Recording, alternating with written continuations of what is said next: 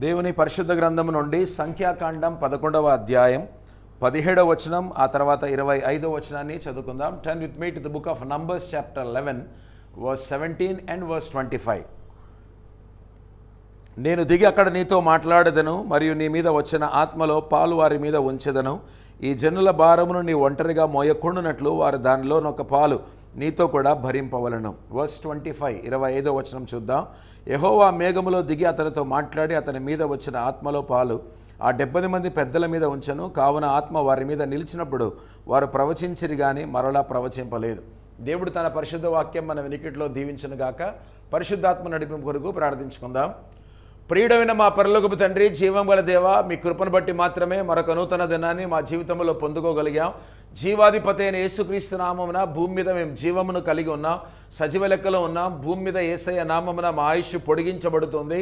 మా ప్రభా, thank you so much for the gift of life. మీ కృపను బట్టే మా ప్రభా మేమందరం కూడా ఈ స్థితిలో ఉన్నాం తండ్రి. మీ పాదాలకు స్తోత్రాలు. ఎందరో మా తండ్రి నశించిపోతుండగా, నరకానికి వెళ్తుండగా, పాతాళానికి వెళ్తుండగా మీ కృపాహస్తాల్లో మమ్మల్ని అందరినీ కూడా భద్రపరుస్తూనే ఉన్నారు, సేవలో వాడుకుంటున్నారు. మహిమ ఘనత ప్రభావములు మీకు మాత్రమే కలుగునుగాక. పరిశుద్ధుడా, ప్రేమగల తండ్రి, ఈ సమయంలో పరిశుద్ధాత్మ గురించి వాక్యం ధ్యానిస్తుండగా మీ తండ్రి ఆత్మ మీలోని మాట్లాడుచున్నాడే కానీ మాట్లాడు వారి మీరు కారంటాడు వాగ్దానం దయతో నెరవేర్చాలని మా ప్రభా, మరి వినటానికి మంచి చెవులు, గ్రహించే జ్ఞానం దయతో మీరు ఇవ్వాలని, విశ్వాసుల మీద మా ప్రభా పరిశుద్ధాత్మను కుమ్మరించాలని, అనారోగ్యంగా ఉన్న వారి మీద పునరుత్థాన శక్తి కుమ్మరించి వారికి స్వస్థత దయచాలని, కన్నీరు కార్చేటువంటి వారి యొక్క కన్నీళ్లు మీరు తుడిచి వేయాలని, నెమ్మది లేని వారికి నెమ్మది దయచాలని, నిరీక్షణ లేని వారికి నిరీక్షణ దయచాలని, బాధల్లో ఉన్నటువంటి వారికి ఆదరణ దయచాలని, పడిపోయినటువంటి వారిని దయతో లేవనెత్తాలని, మా ప్రభా మా దేవ మరి స్థిరముగా లేనటువంటి వారిని స్థిరపరిచి బలపరచాలని, ఆత్మను కుమ్మరిస్తూనే ఉండాలని, తద్వారా ఒక రోజున యేసయ్య మధ్యాకాశానికి వచ్చినప్పుడు ఎత్తబడినటువంటి గుంపులో మమ్మల్ని అందరినీ కూడా దయతో చేర్చాలని యేసు ప్రభు వారి పరిశుద్ధ నామమున ప్రార్థిస్తున్నాము తండ్రి, ఆమేన్.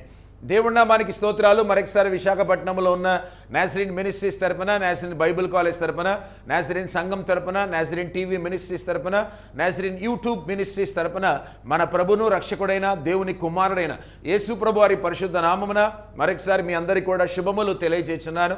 మనసులో చాలా సంతోషం. ఎందుకనగా దేవుని యొక్క సేవలో కొనసాగుతున్నాం. దేవుడిచ్చినటువంటి గొప్ప కృపను బట్టి నిజంగా దేవుడికి స్తోత్రాలు, వందనాలు. ఈరోజు బుధవారం దేవుని యొక్క మహాకృప మరి రవీంద్ర భారతి డాక్టరేట్ను పొందుకోవడానికి దేవుడు ఇచ్చినటువంటి కృపను బట్టి తండ్రి, కుమార, పరిశుద్ధాత్మ త్రియేక దేవునికి హృదయపూర్వక ధన్యవాదాలు. అంత మాత్రమే కాకుండా బెస్ట్ ప్రీచర్ అవార్డును కూడా మరి పొందుకునేటువంటి కృప దేవాది దేవుడు అనుగ్రహించాడు. అందరిని బట్టి దేవుడికి స్తోత్రాలు, వందనాలు. 17వ తారీఖు బుధవారం మధ్యాహ్నం 1 గంట నుంచి సాయంకాలం 5 గంటల వరకు అక్కడ జరుగుతున్నటువంటి సెరమనీలో మరి డాక్టరేట్ అనగా దేవుని బిళ్ళారా మరి మినిస్ట్రీ అది పొందుకోవడానికి, అలాగే దేవుని కృపను బట్టి మరి బెస్ట్ ప్రీచర్ అవార్డును కూడా పొందుకోవడానికి దేవుడిచ్చిన అవకాశాన్ని బట్టి హృదయపూర్వక ధన్యవాదాలు. ఇది పొందుకున్నందుకు నాకు ఘనత వచ్చింది అని నేను అనుకోవట్లేదు, కానీ ఈ రెండు కూడా అందుకుంటున్నందుకు అయితే దేవుడు నా బాధ్యత పెంచాడని నేనైతే అనుకుంటున్నాను. అందరిని బట్టి దేవుడికి స్తోత్రాలు, వందనాలు. ఈ సమయంలో పరిశుద్ధాత్మ అనేటువంటి అంశం గురించి మనం ధ్యానించుకుందాం. ప్రభునందు ప్రేమిటువంటి వాళ్ళరా, అనేక వారాలుగా పరిశుద్ధాత్మ గురించి ధ్యానిస్తూనే ఉన్నాం. పాత నిబంధన ఆదికాండం మొదలుకొని కొత్త నిబంధనలో చివరి పుస్తకమైనటువంటి ప్రకటన గ్రంథం వరకు కూడా పరిశుద్ధాత్మ గురించి మనం ధ్యానిస్తూనే ఉన్నాం. కాబట్టి ఎక్కడెక్కడ పరిశుద్ధాత్మ గురించి లేఖనాలు రాయబడ్డాయో, దేవుడు ఎంతకాలం ఈ పరిచర్య బుధవారం నడిపిస్తాడో అంతకాలం కూడా ఆయన కృపను బట్టి మాత్రమే పరిశుద్ధాత్మ గురించి బోధించడానికి దేవుడు ఇచ్చినటువంటి అవకాశం బట్టి దేవుడికి వందనాలు. ఏమనుకోద్దండి, పాటలు అనేటువంటివి మనం యూట్యూబ్లో ఎటు చూడగలం, పాటలు మనం యూట్యూబ్లో వినగలం, ఆ తర్వాత ఇంకేదైనా యూట్యూబ్లో మనం చూడగలం. కానీ ఒక సాలిడ్గా ఒక సబ్జెక్ట్ గురించి అనగా ప్రాముఖ్యమైనటువంటి ఒక అంశమైనటువంటి పరిశుద్ధాత్మ గురించి దాదాపుగా 1 గంట సేపు వాక్యం వినటం అనేటువంటిది ఇది కేవలం దేవుని యొక్క మహాకృప. కాబట్టి నేను సంగీతంలో ఉన్నాను, ఇదే నాకు చాలు, నేను వాయిద్యాలు వాయిస్తాను, ఇదే నాకు చాలు అని ఎప్పుడు కూడా అనుకోవద్దండి. ప్రేమటువంటి వాళ్ళరా, జీవితంలో ఏది వచ్చినా రాకపోయినా వాక్యం మాత్రం తప్పనిసరిగా తెలిసి తీరాలి. ఎందుకంటే ప్రతి క్రైస్తవుడు కనుక వాక్యం నేర్చుకోకపోతే ఆత్మీయ జీవితం అంతా కూడా వ్యర్థం అనేది మనం గుర్తుంచుకోవాలి. కాబట్టి సంగీతము, పాటలు ఇవన్నీ కూడా 2వ ప్రాధాన్యత మనం ఇవ్వచ్చు, కానీ అత్యధిక ప్రాధాన్యత దేవుని యొక్క వాక్యానికి మనం ఇవ్వాలి. ఎందుకంటే గడ్డి ఎండును, పువ్వు రాళ్ళను కానీ దేవుని వాక్యం నిత్యం నిలుచును అనేటువంటి మాట రాయబడి. కాబట్టి మనం పరలోకానికి వెళ్ళాలంటే భూమి మీద మనల్ని సిద్ధపరిచేది ఆయన యొక్క వాక్యమే, పరిశుద్ధ గ్రంథమే, బైబిల్ గ్రంథమే. అందుని బట్టి దేవుడికి స్తోత్రాలు. ఎటు మనం పరలోకానికి వెళ్ళిన తర్వాత అక్కడ ఉన్నదంతా కూడా ఆరాధన, ఆయన్ను మనం సేవిస్తూనే ఉంటాం, పూజిస్తూనే ఉంటాం. కాబట్టి భూమి మీద అత్యధిక ప్రాధాన్యత దేవుని యొక్క వాక్యానికి ఇవ్వాలని ప్రేమతో మాత్రమే నేను మీ అందరికీ కూడా మనవి చేస్తున్నాను. ఇప్పుడు కేవలం ఒక రిమైండర్గా ఒక మాట చెప్తున్నాను. ఏంటంటే ప్యాషన్ ఆఫ్ క్రైస్ట్ అనేటువంటిది అత్యంత ప్రాముఖ్యమైన అంశముగా కొత్త నిబంధనలో మనం చూస్తున్నాం. ఆ తర్వాత రెండవదిగా పెంటకాస్ట్ అనగా పరిశుద్ధాత్మని ద్వారా మరి ఎలాంటి పరిచర్య జరుగుతుంది అనేది రెండవ అత్యంత ప్రాముఖ్యమైన అంశం కొత్త నిబంధనలో పరిశుద్ధాత్మ గురించి మనం వింటున్నాం. ఇక మూడవదిగా పరూసియా అనగా యేసు ప్రభు యొక్క రాకడ, ప్రకటన గ్రంథం, యుగాంతం, ఎస్కటాలజీ, బుక్ ఆఫ్ రెవల్యూషన్, ఇవన్నీ కూడా దేవుని బిడ్డారా పరూసియా కిందకే వస్తాయి. కాబట్టి విశ్వాసులుగా మనం భూమి మీద బతుకుతుండగా నేడు వర్తమాన కాలంలో ఇప్పుడు మనకు కావాల్సింది ఏమనగా పరిశుద్ధాత్మ. ఒక మంచి ప్రసంగం చేయాలంటే పరిశుద్ధాత్మ అభిషేకం కావాలి. అదేవిధంగా చక్కని స్తుతి ఆరాధన మనం సంఘములు అందరినీ నడిపించాలంటే పరిశుద్ధాత్మ అభిషేకం మనకు కావాలి. ఆ తర్వాత వరాలు మనం ఆపరేట్ చేయాలంటే పరిశుద్ధాత్మ అభిషేకం కావాలి. నాయకత్వం కనుక మనకు ఉండాలంటే పరిశుద్ధాత్మ అభిషేకం కావాలి. కాపరత్వం, సంఘాలను కాపరులుగా నడిపించాలంటే కావలసింది పరిశుద్ధాత్మ అభిషేకం. కాబట్టి దేవుని బిడ్డలారా రోగులకు స్వస్థత కలగాలంటే పరిశుద్ధాత్మ వరం మన లైఫ్లో మనం కలిగి ఉండాలి. అనేకులను క్రీస్తు వైపుకు మనం తిప్పాలి అంటే పరిశుద్ధాత్మ అభిషేకం మనకు కావాలి. ఆ తర్వాత విశ్వాసుల్లోనే గొప్ప ఉద్యమం తీసుకొని రావాలి అని అంటే దేవుని బిడ్డలారా తప్పనిసరిగా పరిశుద్ధాత్మ అభిషేకం ఉండాలి. కాబట్టి ఒక విశ్వాసి జీవితంలో, ఒక సేవకుని జీవితంలో, ఒక సేవకురాలి యొక్క జీవితంలో పరిశుద్ధాత్మ లేకుండా ఎట్టి పరిస్థితుల్లో కూడా ఏ కార్యం కూడా జరగదు. ఒకవేళ జరిగిన మామూలు క్రియల్లాగానే జరుగుతుంది, కానీ ఫలభరితంగా ఉండదు అనేది మనం గుర్తుంచుకోవాలి. కాబట్టి రివైవల్ మనకు కావాలంటే పరిశుద్ధాత్మ అవగాహన మనకు ఉండాలి. పరిశుద్ధాత్మ కుమ్మరింపు, నింపుదల, అభిషేకం మనకు తప్పనిసరిగా ఉండాలి. మన ద్వారా అనేకులకు దీవెన కలగాలి అని అంటే అనగా అనేకులు రక్షణ పొందాలి, మారుమనసు పొందాలి, పాప క్షమాపణ పొందాలి, స్వస్థత పొందాలంటే మనమందరం కూడా పరిశుద్ధాత్మ చేత విశ్వాసులముగా, సేవకులముగా నింపబడాలి. కాబట్టి దయ ఉంచి నేను ప్రేమతో మీకు మనవి చేస్తున్నాను, పరిశుద్ధాత్మని గురించి ఏమాత్రం కూడా మీరు తక్కువ అంచనా వేయకూడదని మిమ్మల్ని నేను కోరుతూనే ఉన్నాను.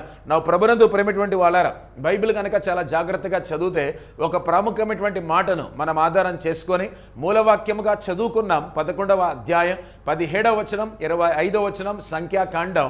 అయితే ఒక ప్రాముఖ్యమైనటువంటి మాటను బైబిల్లోనే మనం తీసుకొని ఆ మూల వాక్యముగా తీసుకొని ఈరోజు మనం పరిశుద్ధాత్మ గురించి దేవుని యొక్క వాక్యాన్ని మనం ధ్యానించుకోబోతున్నాం.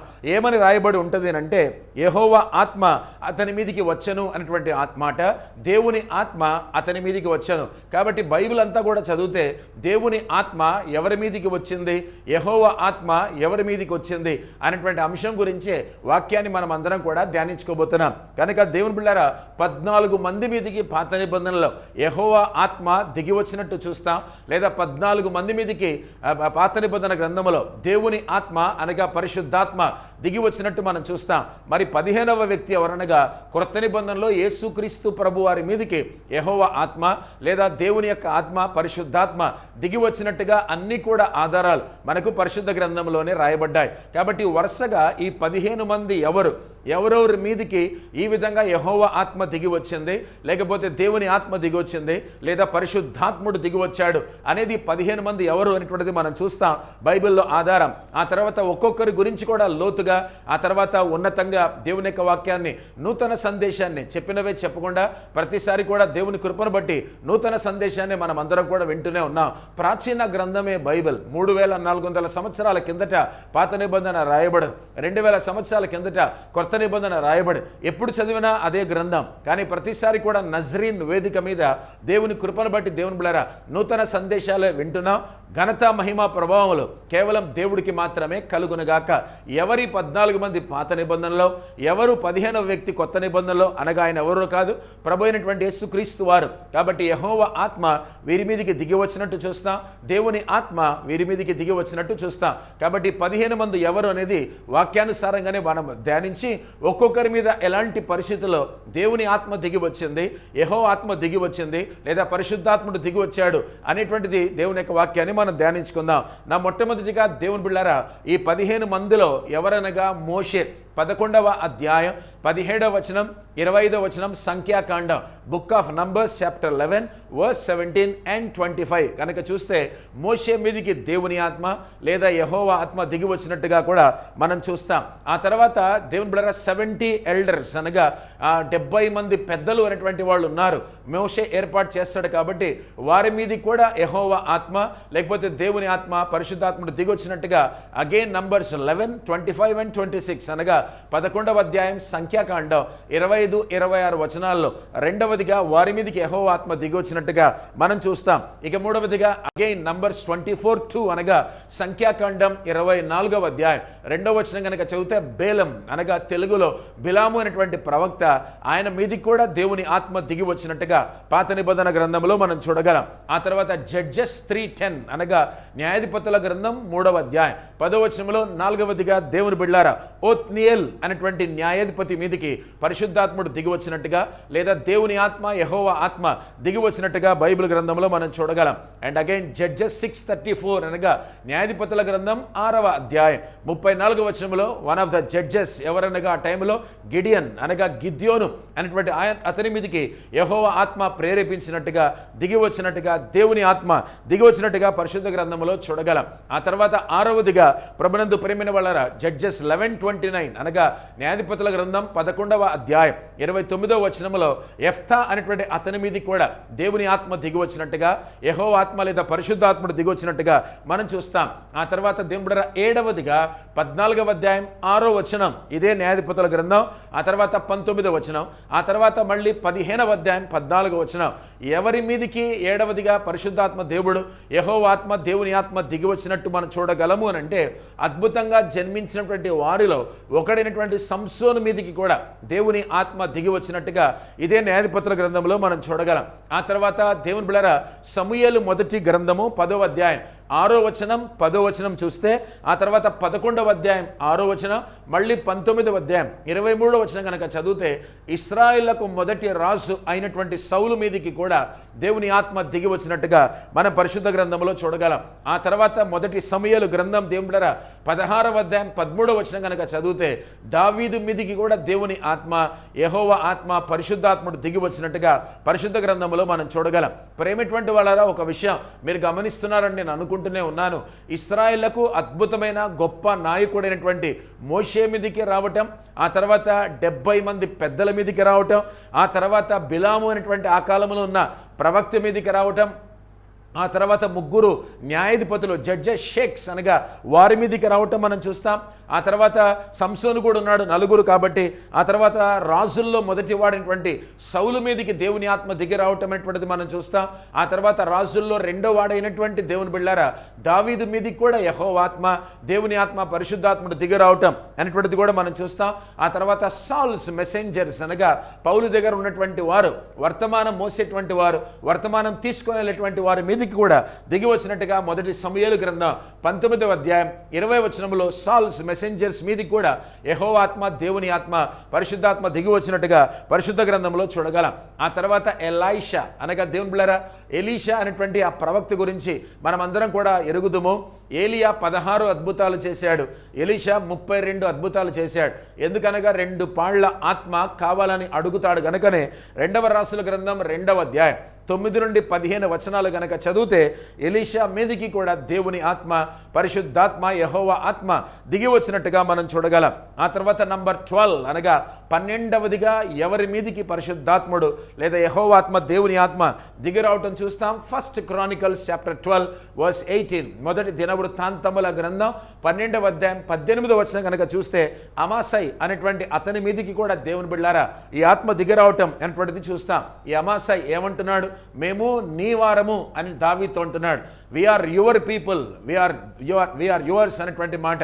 కాబట్టి అమాసై దావీదు చెప్పేటువంటి మాట మేము నీ వారం కనుక దేవుని ఇతని మీదకి కూడా దేవుని ఆత్మ పరిశుద్ధాత్మ యెహోవా ఆత్మ దిగి వచ్చినట్లు మనం చూస్తాం.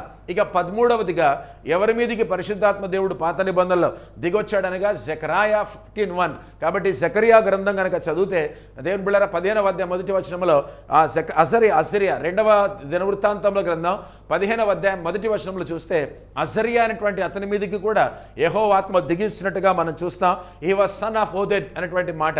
కాబట్టి దేవుని బిడ్డలారా, ఇలాంటి వారి మీద కూడా ప్రవక్తల మీదకి, న్యాయాధిపతుల మీదకి, రాజుల మీదకి, నాయకుల మీదకి, ఈ విధంగా పనివారి మీదకి, వీళ్ళందరి మీద కూడా పరిశుద్ధాత్మ దేవుడు తన కార్యం జరిగించుకోవడానికి వారి మీదకి దిగి రావటం చూస్తాం. కాబట్టి 13వదిగా అజర్యా అనేటువంటి ఆయన సన్ ఆఫ్ ఓదేద్. కాబట్టి 2వ దినవృత్తాంతముల గ్రంథం 15వ అధ్యాయం 1వ వచనంలో ఆయన మీదకి దిగి రావడం చూస్తాం.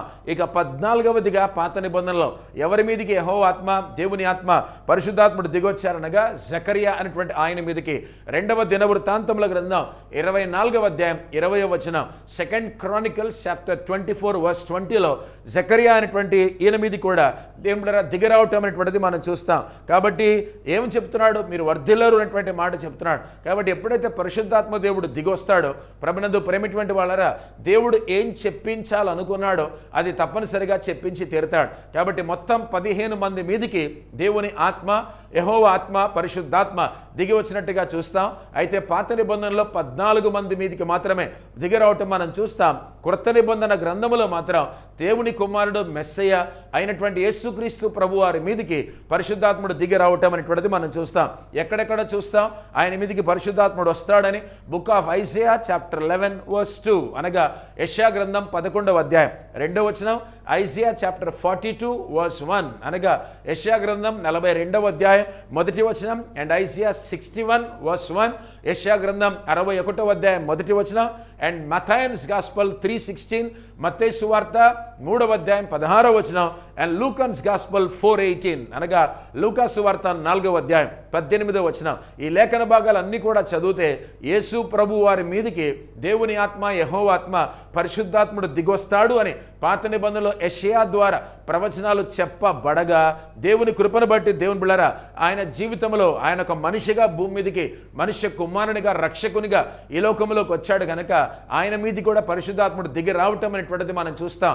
సలీం బెతబారా ప్రాంతంలో యోర్దాన్ నదిలో యేసు ప్రభు వారు బాప్టిజం పొందినప్పుడు ఒడ్డు మీదకి వచ్చి ఆయన ప్రార్థన చేసినప్పుడు పరిశుద్ధాత్ముడు పావురం రూపంలో ఆయన మీదకి వచ్చినట్టుగా మన సువార్తలో మనం చూడగలం. కాబట్టి మొత్తం దేవుని బిడ్డలారా బైబిల్లో పాత నిబంధనలో 14 మంది, కొత్త నిబంధనలో ఒకరే ఒకరు, ఆయన ప్రభు అయిన యేసుక్రీస్తు. కాబట్టి ఎన్నో వేల మంది పురుషులు ఉంటుండగా ఈ 15 మంది మీదకి కూడా యెహోవా ఆత్మ, దేవుని ఆత్మ, పరిశుద్ధాత్ముడు దిగి వచ్చినట్టుగా పరిశుద్ధ గ్రంథంలో మనం చూడగలం.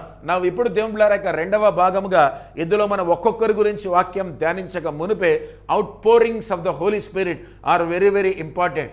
ఏమనుకోద్దండి, మీ సంఘములో తప్పనిసరిగా వారానికి ఒకసారి, ప్రిఫరబుల్లీ వీలవుతే దేవుని బిడ్డలారా శుక్రవారం మీరు తప్పకుండా ఉపవాస ప్రార్థన మీ సంఘంలో చేస్తే చాలా మంచిది. కొందరు ఊరికి ఏదో ప్రార్థనకి వెళ్తారేమో కానీ ఏం ప్రార్థన చేయాలో చాలామంది కూడా తెలియదు. నేను గమనించాను, నేను ఏ సంఘం అని పేరు చెప్పకూడదు కానీ చాలామందికి ఏం ప్రార్థన చేయాలో కూడా తెలియదు. కాబట్టి చిన్న చిన్న విషయాలు, ఈరోజు బర్త్డే ఎవరిది, పెళ్లి రోజు ఎవరిది, ఇలాంటివన్నీ కూడా చిన్న చిన్న విషయాలకే వాళ్ళు ప్రార్థన చేస్తారు. ఇవన్నీ కూడా చర్చ అయిపోయిన తర్వాత, ప్రార్థన అయిపోయిన తర్వాత, ఆరాధన అయిపోయిన తర్వాత బయట చేయడంలో తప్పు లేదు, లేదా అయిపోయిన తర్వాత మందిరంలో చేయడంలో తప్పే మాత్రం కూడా లేదు. కానీ అవే బర్త్డే ఎవరిది, పెళ్లి రోజు ఎవరిదని మనం ఉపవాసం ఉండి వెళ్ళి ఎవరో బర్త్డేల కోసం ప్రార్థన చేయడానికి వెళ్తున్నాం అందరం, ఎవరో పెళ్లి రోజుల కోసం ప్రార్థన చేయడానికి వెళ్తున్నాం అందరం కాదు కదా. దేవుడి సన్నిధిలో మొరపెట్టడానికి, కన్నీరు కార్చడానికి, మోకాళ్ళ నుండి ప్రార్థన చేయడానికి, ఉపవాసం ఉండి ప్రార్థన చేయడానికి, దేవుడిని బ్రతిమలాడటానికి, గోజాడు వేడుకోవడానికే కదా మనం వెళ్తున్నాం. దేవుడి సన్నిధిలో విజ్ఞాపన చేయటానికే కదా మనం వెళ్తున్నాం. అలాంటప్పుడు ఎలాంటి అంశం కోసం ప్రార్థన చేయాలి? The need of the hour దేవుని బిడ్డలారా ఏంటి? ఇప్పుడు మనం చేయవలసిన ప్రార్థన ఏంటి అంటే పరిశుద్ధాత్మ కుమ్మరింపు అన్నమాట. కాబట్టి అవుట్ పోరింగ్ ఎంతగా చర్చిలో ఉంటుందో అంతగా సంఘం వర్ధిల్లుతుంది. ఆ సంఘము ద్వారా గ్లోబల్ ఇవాంజలిజం అనగా ప్రపంచ సౌవార్థీకరణ జరుగుతుంది. కాబట్టి మనమందరం కూడా, మీరు ఏ సంఘ సభ్యులైనా పర్వాలేదు, తప్పులేదు, కానీ ఆ సంఘానికి మీరు వెళ్ళినప్పుడు ఆ సంఘములో ఉన్న కాపరులు సరిగా ప్రార్థన చేసినా చేయకపోయినా, సంఘ పెద్దలు సరిగా ప్రార్థన చేసినా చేయకపోయినా, విశ్వాసులుగా ఈ సత్యాన్ని దయచేసి మీరు తెలుసుకోండి. తప్పనిసరిగా మీరు ఉపవాసం ఉపవాసం ఉండి వారానికి ఒకసారి సంఘానికి వెళ్ళి సంఘం మీద దేవా నీ పరిశుద్ధాత్మను కుమ్మరించు అని కనుక ప్రతిరోజు ప్రార్థన చేస్తే, ప్రత్యేకంగా ఉపవాసం ఉండి 6వ శుక్రవారం వెళ్ళి మీ మందిరంలో మీ చర్చిలో కనుక ప్రార్థన చేస్తే దేవుడు నిజంగానే అపరిమితముగా మీ సంఘం మీద పరిశుద్ధాత్మను కుమ్మరిస్తాడు. తద్వారా మీ సంఘానికి గొప్ప ఉద్యమం వస్తుంది. కాబట్టి 3 గ్రేట్ అవుట్ పోరింగ్స్ అనగా చాలా గొప్పగా పరిశుద్ధాత్మ కుమ్మరింపులు బైబిల్లో ఎక్కడున్నాయనగా 3 ఉన్నాయి అనేది మనం గుర్తుంచుకోవాలి. మొదటిగా పెంటకాస్ట్ అనగా పెంతెకోస్తు అనేటువంటిది దేవుని బిళ్ళారా, and many years following this day అనగా పెంతెకోస్తు పండుగ మొదలుకొని అప్పటి నుంచి ఇప్పటి వరకు కూడా 2000 సంవత్సరాల నుంచి కూడా ఈ outpouring of the Holi Spirit ఒక సంఘములో కాకపోయినా మరొక సంఘములోనైనా పరిశుద్ధాత్మ కుమ్మరించబడుతూనే ఉన్నాడు. కాబట్టి దేవుని బిళ్ళారా ఆ విషయం మనం గుర్తుంచుకోవాలి. యోవేలు గ్రంథం 2వ అధ్యాయం 28వ వచనంలో మీరు ఆలోచిస్తే గతంలో ఒక ప్రవచనం చెప్పబడింది, అదే great outpouring of the Holi Spirit. ఆ తర్వాత యాక్ట్స్ 2:1 అనగా 2వ అధ్యాయం 1వ వచనం, అపోస్తల కార్యముల గ్రంథం మొదలుకొని 28వ అధ్యాయం 31వ వచనం వరకు అనగా మొత్తం పుస్తకం అంతట్లో కూడా 28 అధ్యాయాలు ఉన్నాయి కనుక అపోస్తల కార్యం గ్రంథంలో ప్రతి చోట కూడా పరిశుద్ధాత్మ కుమ్మరింపును చూస్తున్నాం. కనుకనే అధ్యాయాలు తక్కువ, ప్రార్థనలు తక్కువ, అద్భుతాలు ఎక్కువ అపోస్తల కార్యముల గ్రంథములో. కారణం ఏంటంటే outpouring of the Holi Spirit, పరిశుద్ధాత్మ యొక్క గొప్ప కుమ్మరింపును బట్టి.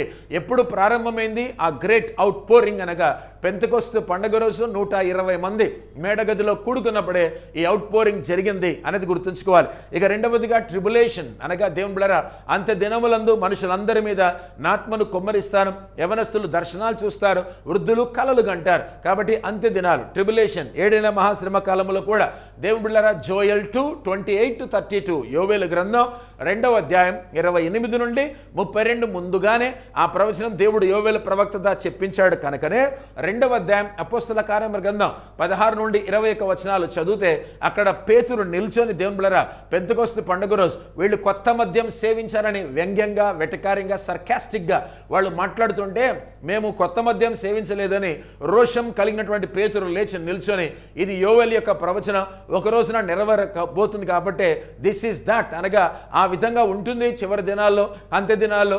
ఇప్పుడు మాత్రం ప్రారంభంలో దేవుడు మా మీద ఆత్మను కుమ్మరించాడని పేతురు లేచి చక్కని వర్తమానం చెప్పగా తద్వారా ఫలితంగా 3000 ఆత్మలు రక్షింపబడినట్లుగా మనం పరిశుద్ధ గ్రంథంలో చూడగలం. ఇక మూడవదిగా మిలేనియం అనగా 1000 ఏళ్ల పరిపాలనలో కూడా దేవుని బిడ్డలారా అగైన్ జోయల్ 28 అనగా 2:28 యోవేలు గ్రంథం అనుకోవాలి. అండ్ ఐజియా 32:15 32వ అధ్యాయం 15వ వచనం యెషయా గ్రంథం అండ్ 44:3 44వ అధ్యాయం 3వ వచనం యెషయా గ్రంథం, ఎజెకియల్ 36:26 and 27 అనగా యెహెజ్కేలు గ్రంథం 36వ అధ్యాయం 26-27 వచనాలు 39-29 యెహెజ్కేలు గ్రంథం 39వ అధ్యాయం 29వ వచనం అనేటువంటి ఇవన్నీ కూడా చూస్తే మిలేనియంలో కూడా అందరూ కూడా దేవుని యొక్క ఆత్మచేత నింపబడి ఉంటారు. కారణం దేవుని యొక్క మహాకృప, యేసు ప్రభువారు స్వయంగా భౌతికంగా అక్షరాల భూమి మీద 1000 ఏళ్ల పరిపాలన భూమి మీద జరిగిస్తూ ఉంటారు.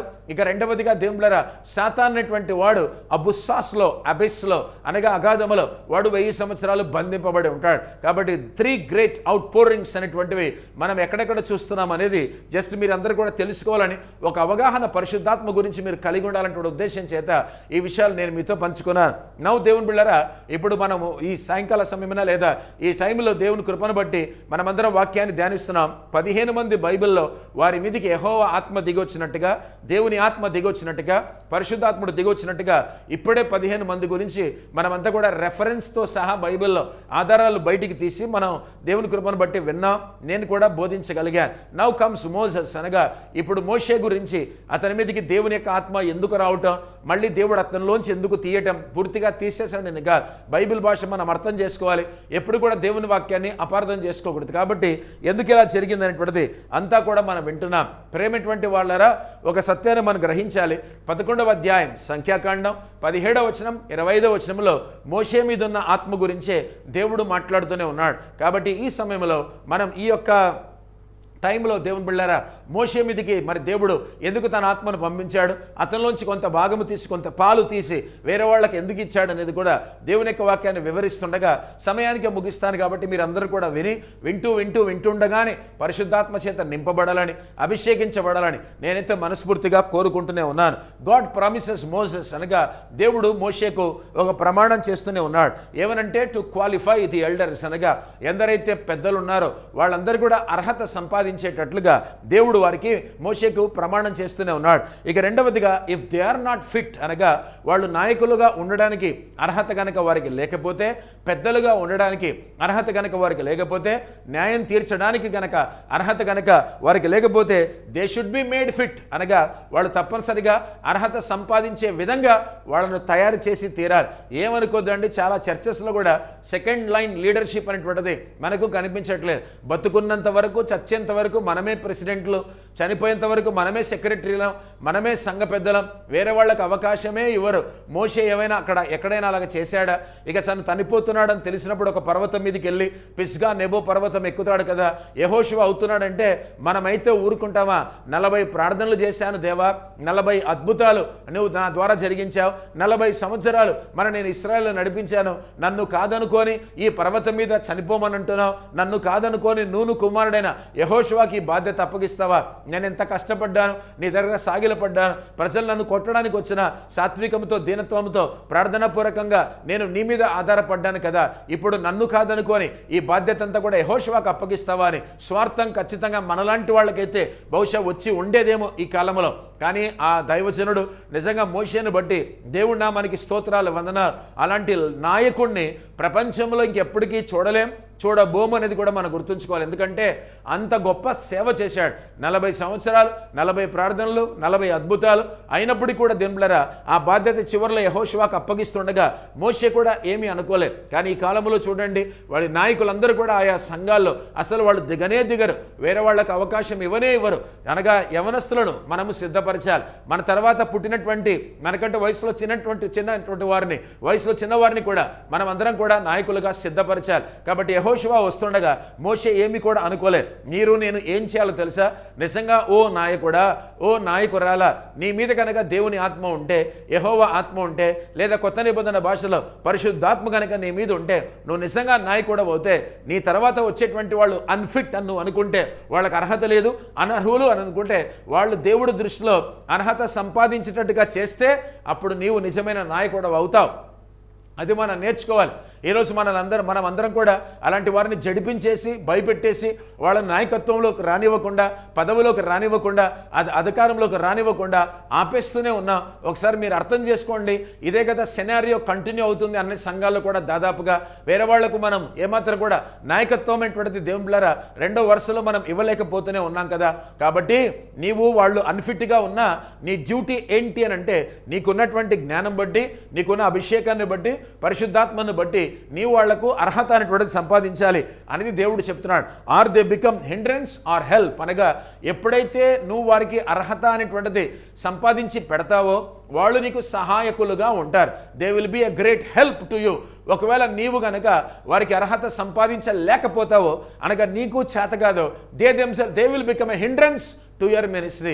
నీ పరిచర్యకు వాళ్లే ఆటంకమవుతారు. కాబట్టి నీ ఎదుట ఉన్నటువంటి వాళ్ళు నీ పరిచర్యకు ఆటంకంగా ఉండకుండా ఉండాలి అనంటే మాత్రం నువ్వు వారిని అర్హులుగా తయారు చేయాలి. నీవు గనక నీ ఎదుట ఉన్నటువంటి వారిని అర్హులుగా తయారు చేయకపోతే వాళ్లే ఆటంకంగా ఉంటారు.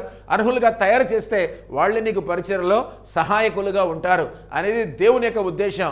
ఆ విషయాన్ని దేవుడు చాలా స్పష్టంగా మోషేకు అర్థమైనటువంటి భాషలో తెలియజేస్తాడు. ప్రేమటువంటి వాళ్ళరా, మొదటి ఆధ్యాత్మిక పాఠం మోషే గురించి మనం వింటున్నాం కనుక మీరు నేను మనమే ఉండాలి అనేది ఎప్పుడు కూడా అనుకోకూడదు. అనగా ముందుకెళ్తున్నప్పుడు దేవుని యొక్క వాక్యంలో తెలుసుకుంటాం ఎంత నిస్వార్థంగా దేవుని బిడ్డలు సేవ చేశారు అన్నటువంటిది. ఆ తర్వాత దేవుని బిడ్డరా, this is an example of a man అనగా ఇక్కడ మోషేకు దేవుడు సంఖ్యాకాండం 11వ అధ్యాయంలో చెప్పడం ఏంటి ఉదాహరణ అంటే, హ్యావింగ్ ఎ గ్రేట్ అనాయింటింగ్ అనగా గొప్ప అభిషేకం ఎవరికి ఉంది అని అంటే మోషేకు ఉంది. మోషేకు పరిశుద్ధాత్మ అభిషేకం లేకుండా మోషే అద్భుతాలు ఆశ్చర్యకార్యాలు చేయలేడు. అంతా కూడా పరిశుద్ధాత్మ కార్యమే. కాబట్టి అది మనం గుర్తుంచుకోవాలి. కనుక this is an example of a man అనగా ఒక మనిషిని గురించి ఇక్కడ ఒక ఉదాహరణ చెప్పబడుతుంది. Having a great anointing of the Holi spirit అనగా పరిశుద్ధాత్మనికి అభిషేకం, చాలా గొప్ప అభిషేకాన్ని ఇతడు కలిగి ఉన్నాడు. And part of the power అనగా అతనిలో ఉన్నటువంటి మరి ఆ పవర్ అంతా కూడా దేవుని బిడ్డలారా బీయింగ్ టేకెన్ ఫ్రమ్ మోసెస్ అనగా ఆ పవర్ కొంత తీసుకొని దేవుడు ఎవరికి ఇవ్వాలి అని అనుకుంటున్నాడు అనగా గుర్తుంచుకోవాలి, దేవుడు తీసుకొని దాన్ని పంచిపెట్టాలి అని అనుకున్నాడు, విభజించాలి అని అనుకున్నాడు. ఎవరికి ఇవ్వాలి అని అనుకున్నాడు అంటే టు అనాయింట్ 70 ఎల్డర్స్ అనగా మిగతా 70 మంది పెద్దలకు కూడా దేవుడు ఇవ్వాలి అని అనుకుంటూనే ఉన్నాడు. మరొక మాట కూడా మీరు గుర్తుంచుకోవాలి, హోలీ స్పిరిట్ ఈస్ ఇండివిజిబుల్, అనగా పరిశుద్ధాత్మను మనం విభజించలేం. Holy spirit is one. అయితే మోషేలో ఉన్నటువంటి పరిశుద్ధాత్మను తీసుకొని ఆ విధంగా ఇతడు ఒక్కడే చేయటం అటువంటిది కాదు కనుక అందరూ కూడా చేయులాగున పరిశుద్ధాత్మ ఇండ్వెల్లింగ్, పరిశుద్ధాత్మ ప్రెసెన్స్ కోసం మాట్లాడలేదు కానీ పరిశుద్ధాత్మ గిఫ్ట్స్ కోసం, పరిశుద్ధాత్మ వరాలు వీళ్ళకు కూడా ఆ కాలంలో అవసరం కనుక ఆ విధంగా వరాలను దేవుడు పంచిపెట్టే విధంగా మోషే దగ్గర నుంచి కూడా తీసుకొని వారికి ఇస్తున్నట్టు కూడా మనం చూస్తాం. నా వాక్యం ప్రతి పదం కూడా మీరు వినాలి, వెంటనే అర్థమవుతుంది కానీ వినకపోతే యథార్థంగా నేనే చెప్తున్నాను, మీకు వాక్యం అర్థం కాదు. దేవుడి వాక్యం వినాలంటే ఓపిక ఉండాలి, దేవుడి వాక్యం వినాలంటే శ్రద్ధ ఉండాలి, దేవుడి వాక్యం వినాలంటే ఆసక్తి ఉండాలి, దేవుడి వాక్యం వినాలంటే అలా కూర్చొని చాలా జాగ్రత్తగా మనసు పెట్టి వినాలే కానీ దేవుని ద్వారా ఎంత ఆధ్యాత్మికంగా ఎదుగుతామంటే విన్న తర్వాత, బైబిల్ చదివిన తర్వాత దేవుని వాక్యానికి ఉన్న గొప్పతనం గురించి ఒక సాక్ష్యం చెప్తున్నాను. ఈ వ్యాపారం నాకు అక్కర్లేదని మీరు వ్యాపారాన్ని విడిచిపెట్టేస్తారు, ఈ ఉద్యోగం నాకు అక్కర్లేదు, మీ ఉద్యోగానికి రాజీనామా చేస్తారు. ఇంకెందుకు నా జీవితం, ఎంత ఉద్యోగం చేసినా వచ్చేది డబ్బే కదా, ఎంత వ్యాపారం చేసినా వచ్చేది లాభాలు అనేటువంటి డబ్బే కదా, కాబట్టి దీనికంటే ప్రాముఖ్యంగా నా దేవునితో నేను సత్సంబంధాన్ని కలిగి ఉండి అనేక ఆత్మలను, పరిశుద్ధాత్మను నేను పొందుకొని దేవుని దగ్గరికి నడిపిస్తాను అనే నిర్ణయం ఖచ్చితంగా మనం తీసుకుంటాం. ఇప్పటికీ 38 సంవత్సరాలు అయిపోయింది. దేవుని కృపను బట్టి దేవుని పరిచర్య కొనసాగిస్తూనే ఉన్నాను. మహిమ దేవుడికి మాత్రమే కలుగునుగాక. దేవుని బిడ్డలారా, దిస్ మీన్స్ అనగా మోషేలో ఉన్నటువంటి ఆత్మను తీసుకొని దాన్ని 70 మందికి దేవుడు ఇస్తూ ఉండగా, అంటే పరిశుద్ధాత్మను విభజిస్తున్నాడు అని కాదు దాని అర్థం, పంచి పెడుతున్నాడు అని కాదు అర్థం, అనగా అతనిలో ఉన్నటువంటి గిఫ్ట్స్ తీసుకొని వేరే వాళ్లకు కూడా దేవుడు పరిశుద్ధాత్మ వరాలను ఇస్తున్నాడు ఆ 70 మందికి అనేది అందరూ కూడా గుర్తుంచుకోవాలి. దిస్ మీన్స్ అనగా దీని అర్థం ఏంటనగా, if Moses didn't want to do all the work, ఈ మాట చూడండి, జాగ్రత్తగా వినాలి. If Moses didn't want to do all the work అనగా మొత్తం పని మోషే చేయటానికి ఇష్టపడకపోయిన ఎడల, చాలాసార్లు మనం కూడా దేవుడి సేవలకు వచ్చేసరికి ఇలాగే సనుగుతూ ఉంటాం, గొనుకుతూనే ఉంటాం. అంతా నేనే చేయాలా, అన్ని ప్రసంగాలు నేనే చేయాలా, అన్ని పాటలు నేనే పాడాలా, ఆల్ నైట్ ప్రేయర్ అంతా నేనే నడిపించాలా, అన్ని ప్రార్థనలు నేనే చేయాలా, అందరితో నేనే మాట్లాడాలా, ఆ తర్వాత ఉద్బోధకునిగా, కౌన్సిలర్గా అందరినీ కూడా నేనే కౌన్సిల్ చేయాలా, నాకెందుకు ఒక్కడికి, ఎంతకని నేను ప్రయాసపడాలి, నేను కూడా మనిషినే. చాలాసార్లు ఇలా అంటూనే ఉంటాం. వాక్యం బాగా అర్థం చేసుకోండి దేవుని బిడ్డలారా. If Moses didn't want to do all the work అనగా మొత్తం పని చేయటం నా వల్ల కాదు, నేను చేయలేను, నాకు చేయడం ఇష్టం లేదు అని గనక మోషే అనుకుంటే, బాగా మీరు వినాలి, అపార్థం చేసుకోవద్దు వాక్యాన్ని. అలా అనుకుంటే దేవుని బిడ్డలారా, that God called him to do అనగా ఏ పని చేయటానికైతే దేవుడు అతన్ని పిలిచాడో, ఈ పని నాకు భారం అయిపోయింది, ఈ పని నాకు ఎక్కువ అయిపోయింది, ఈ పని నేను చేయలేను, ఈ పని నేను చేయను అని గనక మోషే అనుకుంటే అప్పుడు ఏం జరుగుతుందంటే, మోషే did not need all the spirit అనగా అలాంటి పరిచర్య పని నేను చేయలేను అని అనుకున్నప్పుడు అంత ఆత్మ అతనికి అవసరం లేదు. పాయింట్ అర్థం చేసుకోండి ఒకసారి. అంత ఆత్మ అతనికి అవసరం లేదు అని అర్థం, నేను లేదని చెప్పడం లేదు, అంత ఆత్మ అతనికి అవసరం లేదు అని అర్థం. బాగా లేఖనాలు మనం అర్థం చేసుకోవాలి కనుక దేవుని బిడ్డలారా, ద 70 ఎల్డర్స్, ఇప్పుడు దేవుడు ఏం చేస్తున్నాడు, నీ ఒక్కనివే ఈ సేవ చేయలేవు, నువ్వు ఒక్కడివే ఈ పరిచర్య చేయలేవు. అందుకనే సిప్పోరా తండ్రి అయినా దేవుని బిడ్డలారా, మోషే మామ అయిన ఇత్రో ఏం చెప్పాడు మోషేకు, ఇదిగో 10 మందికి ఒక న్యాయాధిపతిని పెట్టుకో, 50 మందికి ఒక న్యాయాధిపతిని పెట్టుకో, 100 మందికి ఒక న్యాయాధిపతిని పెట్టుకో, 1000 మందికి ఒక న్యాయాధిపతిని పెట్టుకో, నీ పనినంతా కూడా విభజించు.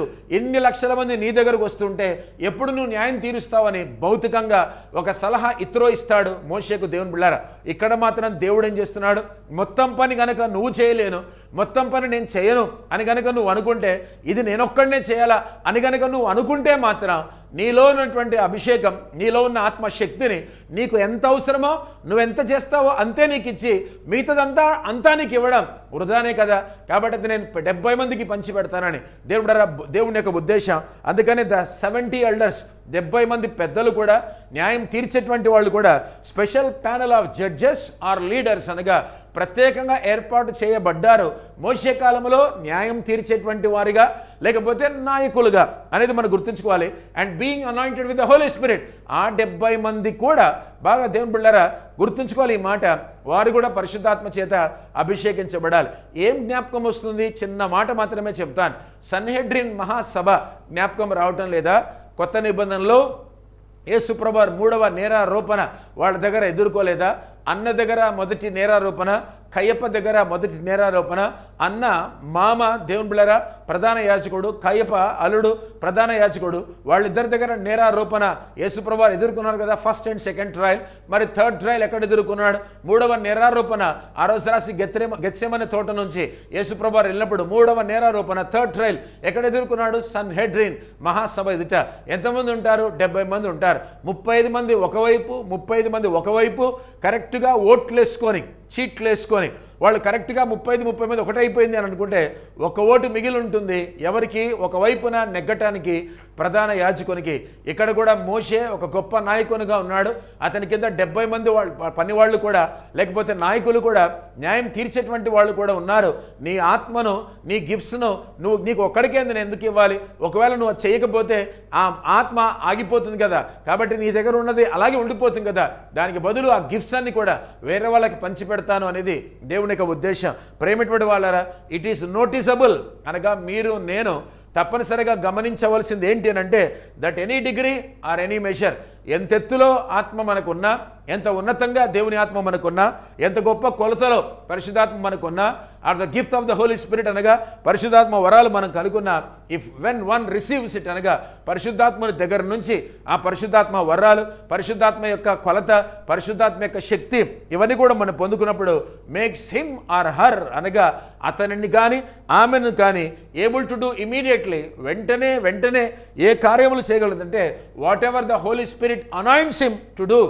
ఆ అమ్మాయిని కానీ అబ్బాయిని కానీ యవనస్తుని కానీ యవనస్తురాలు కానీ ఆ ఆవిడను అనగా స్త్రీని కానీ ఆ పురుషుని కానీ ఆయనను కానీ పరిశుద్ధాత్ముడు ఎందుకు అభిషేకం ఇస్తున్నాడో, ఏ కారణం చేత ఇస్తున్నాడో ఆ పని జరిగించుకోవడానికే వెంటనే పరిశుద్ధాత్మ అభిషేకం అనేటువంటిది పరిశుద్ధాత్ముడు ఇస్తూనే ఉంటాడు. కనుక పరిచర్య నీ దగ్గర ఆగిపోకూడదు, సేవ నీ దగ్గర ఆగిపోకూడదు, అది తప్పనిసరిగా కొనసాగుతూనే ఉండాలి. అందుకనే దేవుడు తన కృపలో ఏం చేశాడనగా చాలా అద్భుతంగా దేవుళ్ళరా ఈ 70 మందికి కూడా మోషే దగ్గర ఉన్నటువంటి ఆత్మను పూర్తిగా తీసేసి అని కాదు దాని అర్థం. అనగా మీరు ప్రకటన గ్రంథం కనుక చదివితే నీ వద్ద నుండి దీపస్తంభం తీసేస్తానంటాడే, ఆ విధంగా కాదు. అర్థం చేసుకోవాలి తప్ప దేవుని వాక్యాన్ని అపార్థం చేసుకోకూడదు. కాబట్టి నీకు ఎంత ఆత్మ ఉంది, నువ్వు చేసే పరిచర్య ఎంత ఉంది, కాబట్టి మిగతా చేయని పరిచర్య ఏదైతే ఉందో దానికి సరిపడే ఆత్మను కూడా ఇచ్చాను కదా. మరి ఆత్మ వృధా కాకుండా నీలో ఉన్న ఆత్మను తీసుకొని ఈ 70 మందికి ఇస్తాను అనగా నీలో ఉన్న కొన్ని గిఫ్ట్స్ తీసుకొని, హోలీ స్పిరిట్ గిఫ్ట్స్, పరిశుద్ధాత్మ వరాలు ఈ 70 మందికి ఇస్తాను అనేది దేవుని యొక్క ఉద్దేశం. కనుక దేవుని బిడ్డలారా, when Moses had to bring Israel out of Egypt, వాక్యాన్ని బాగా అర్థం చేసుకోండి. మోషే ఇశ్రాయేలును దేవుని బిడ్డలారా ఐగుప్తు దేశంలోంచి బయటికి తీసుకొని రావాల్సిన పరిస్థితి వచ్చినప్పుడు Aaron was appointed to be his profit అనగా మోషేకు ప్రవక్త ఎవరు అని అంటే అహరోనే.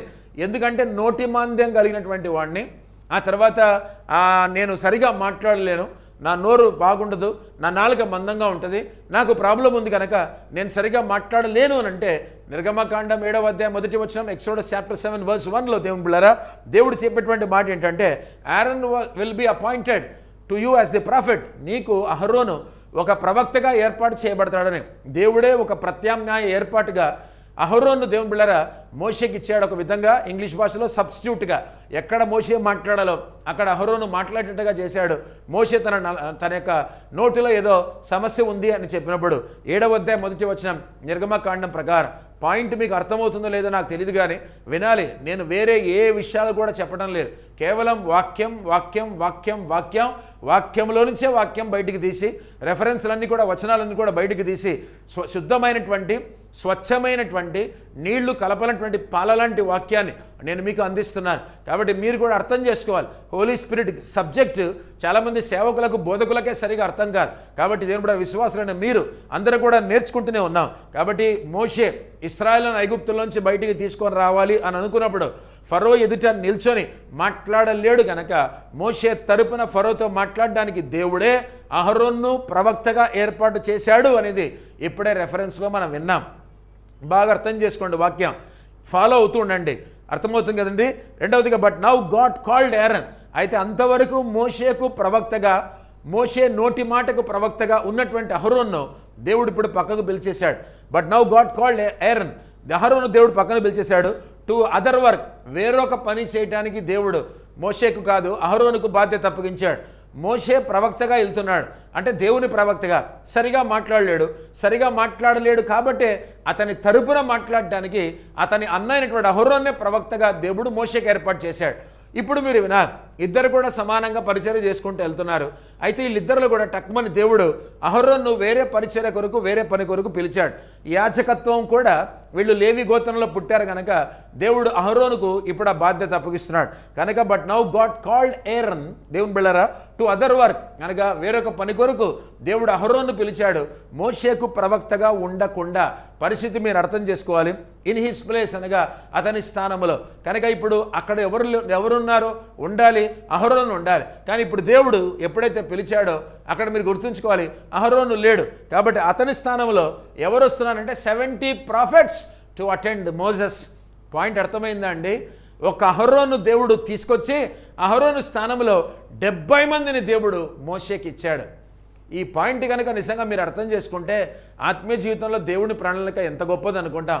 100 రూపాయలు నష్టపోయి 100 రూపాయలు నష్టపోయాం 100 రూపాయలు నష్టపోయాం 100 రూపాయలు నష్టపోయాం అని చాలాసార్లు ప్రార్థన చేసి బాధపడతాం.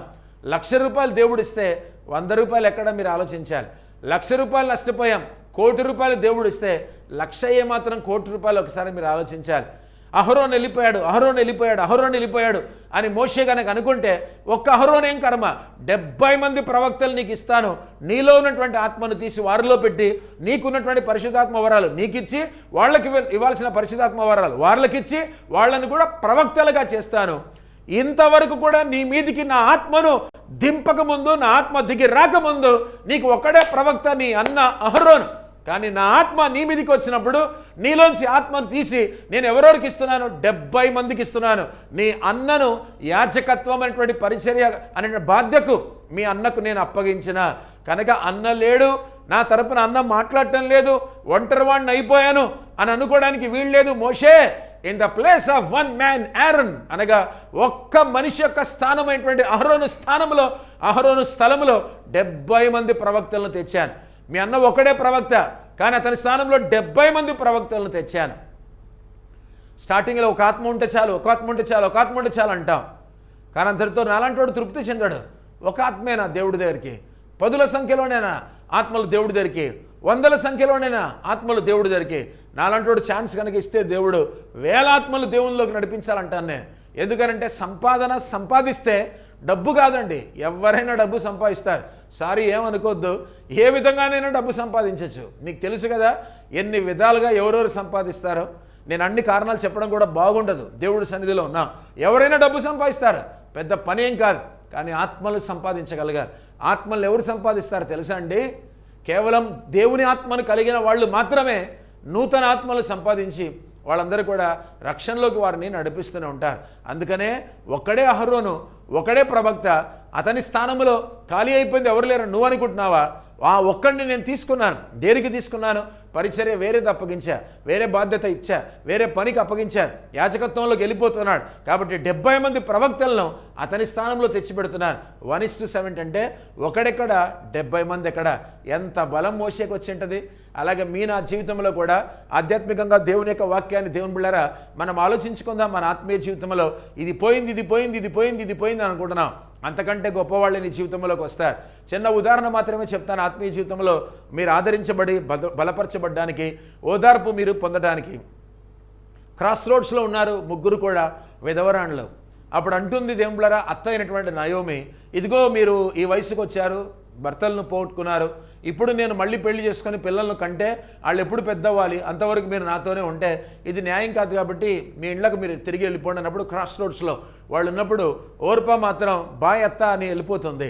రూతు మాత్రం రావద్దనవద్దు, నన్ను బతిమాలవద్దు, నిన్నే నేను వెంబడిస్తాను, నీ జనమే నా జనము, నీ దేవుడే నా దేవుడు, నీవు మరణించిన చోటనే నేను మరణిస్తాను, నువ్వు పాతిపెట్టబడిన చోటనే నేను పాతిపెట్టబడతాను అత్త అని రూతు చెప్తుంది క్రాస్ రోడ్స్లో నయోమితో. అయితే సరే అని రా అన్నప్పుడు ఇద్దరు విధవరాలు నడుచుకొని మళ్ళీ బేత్లహేమ్కి వెళ్తారు. బేత్లహేమ్కి వెళ్ళిన తర్వాత అంతకు మునుపు భర్త ఎవరు అని అంటే దేవుని బిళ్ళారా మహలోను కిల్యోన్. ఒకవేళ రూతు చిన్నదైతే కిల్యోని తన భర్త అయి ఉండాలి, రూతు పెద్దదైతే మహలోని తన భర్త అయి ఉండాలి. ఉదాహరణకు చెప్తున్నాను. కాబట్టి మహలోని కిల్యోన్ అనేటువంటి ఇద్దరు కుమారులు చనిపోయారు. రూతు భర్త చనిపోయాడు. ఇప్పుడు ఏమైపోయింది? విధవరాలుగానే ఉంది, వైధవ్య వస్త్రాలు ధరించింది.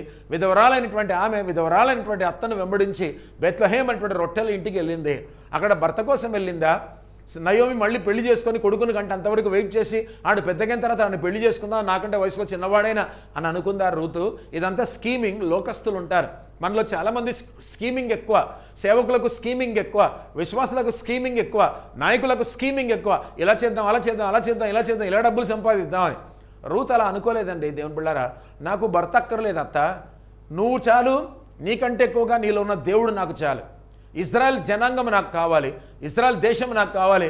And at the same time more than that I want the God of Israel. Israel దేవుడే నాకు కావాలి, ఆయనే నా దేవుడు, నా జనమే నా జనము అని అనుకుంది. ఆ మాటలు క్రాస్ రోడ్స్లో దేవుడు విన్నాడు. రూతు చెప్పినటువంటి ఆ స్టేట్మెంట్స్ అన్నీ కూడా వెంటనే మహలోనవనిగాక కిలోనవనిగాక భర్త.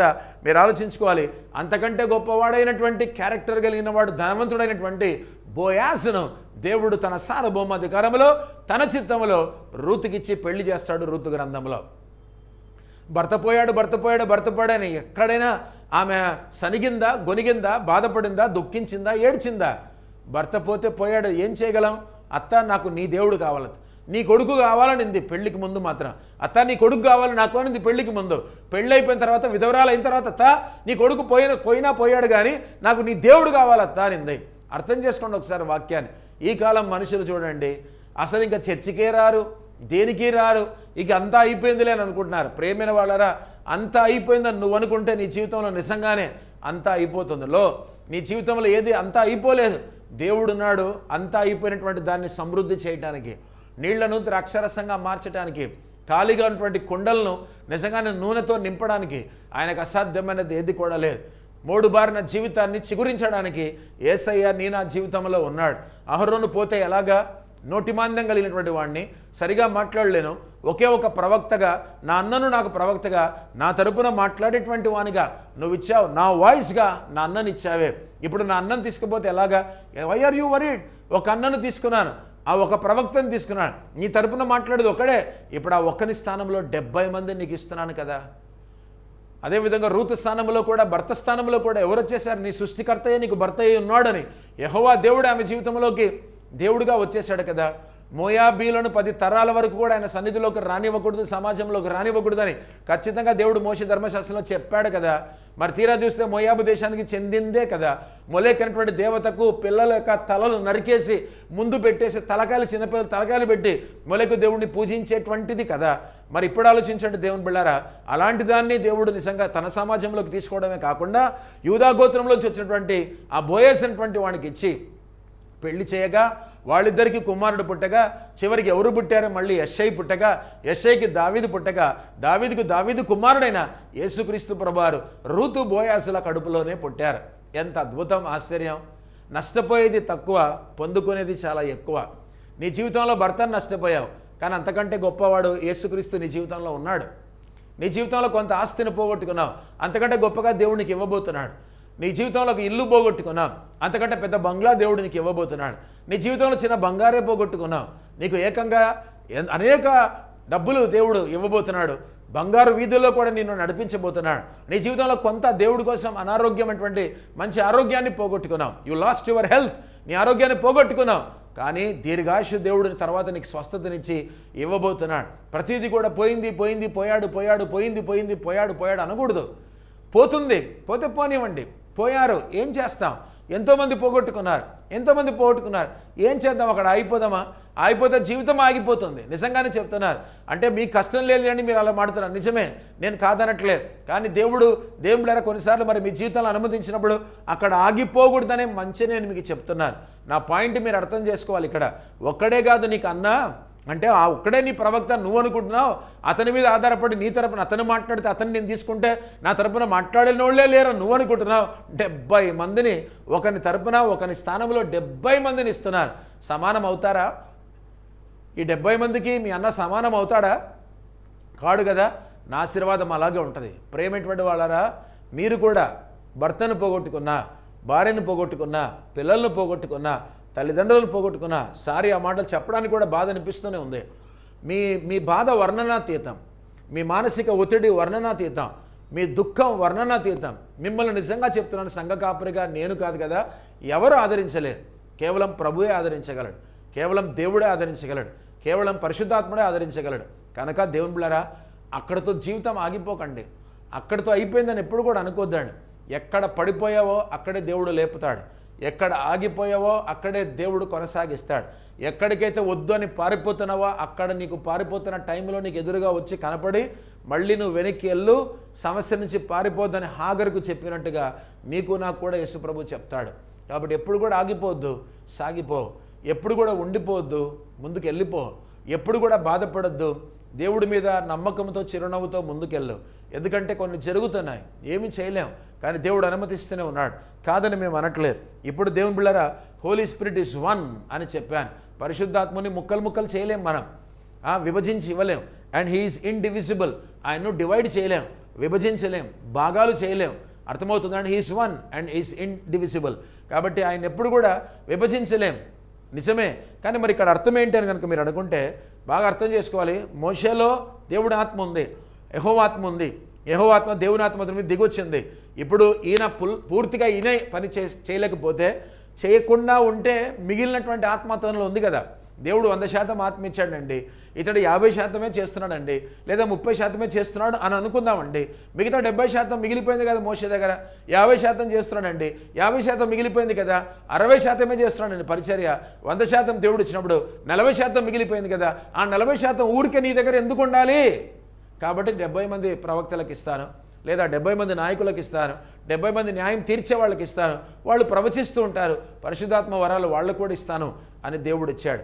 ప్రేమిటువంటి వల్ల అలాగే మనకు కూడా జరుగుతుంది. 2వ రాజుల గ్రంథం 2వ అధ్యాయం కనుక చదివితే స్పిరిట్ ఆఫ్ ఎలైషా అనగా ఏలియా యొక్క ఆత్మ ట్రాన్స్ఫర్ టు ఎలైషా అనగా ఎవరిలోకి వెళ్ళిపోయింది తెలుసా అండి? ఏలియా యొక్క ఆత్మ ఎవరిలోకి 2 పాళ్ళు వెళ్ళిపోయింది? ఎలీషాలోకి వెళ్ళిపోయినట్టుగా ఏలియా ఆత్మ. అంటే ఏలియా ఆత్మ అంటే అతని ఆత్మ గొప్పదని కాదు. ఏలియా ఆత్మ అంటే అర్థం ఏంటంటే దేవుని ఆత్మ, యెహోవా ఆత్మ, పరిశుద్ధాత్మ. నీలో ఉన్న ఆత్మ 2 పాలు నాకు కావాలని ఎలీషా అడుగుతున్నప్పుడు ఇట్ వాస్ ట్రాన్స్ఫర్డ్. అతడు ఎత్తబడి వెళ్ళిపోతుండగా, ఆరోహణమై వెళ్ళిపోతుండగా, కొనిపోబడుతుండగా అతనున్నటువంటి పరిశుద్ధాత్మ 2 పాలు ఎవరి మీదకి వచ్చినట్టు చూస్తాం? ఎలీషా మీదకి వచ్చినట్టు చూస్తాం. ఇక్కడ కూడా అంతే. ఏలియా ఆత్మ ఎలీషా మీదకి వచ్చినట్టుగా మోషే ఆత్మ 70 మంది ప్రవక్తల మీద కూడా రావటం మనం చూస్తాం. ప్రేమిటువంటి వాళ్ళరా, ఇక్కడ ఒక విషయం చాలా క్లియర్గా నేను డాక్ట్రిన్స్ మాట్లాడతాను బైబిల్లో. అంటే బైబిల్ బోధలు తేడా లేకుండా దేవుని యొక్క వాక్యం, దేవుని కృపను బట్టి మనం చెప్పాలి, అర్థం చేసుకోవాలి. It is not the personal indwelling of the Holi Spirit here. పరిశుద్ధాత్ముడు నీలో నివాసం ఉన్నాడు కొంతవరకు తాత్కాలికంగా మోషే అంటే పాత నిబంధన కాలం చెప్తున్నాను.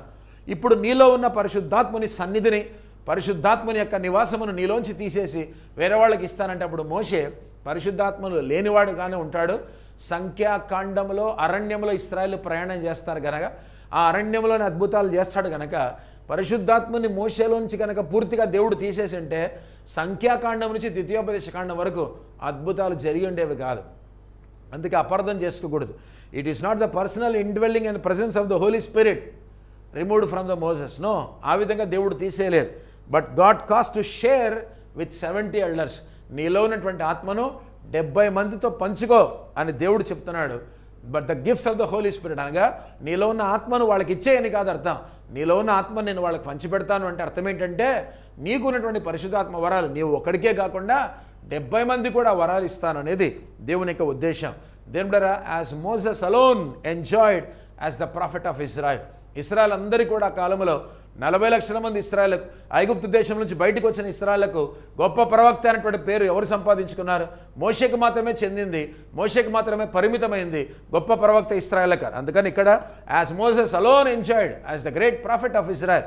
మోషే మాత్రమే ఎందుకు ఆ పేరు సంపాదించాలి? కాబట్టి మిగతా 70 మందికి కూడా కొంత పాలు వాళ్ళకు కూడా ఇస్తాను ఆత్మనని దేవుడు తన కృపలో సార్వభౌమాధికారంలో వారికి కూడా పరిశుద్ధాత్మ ఇచ్చినట్టుగా పరిశుద్ధ గ్రంథంలో మనం చూడగలం.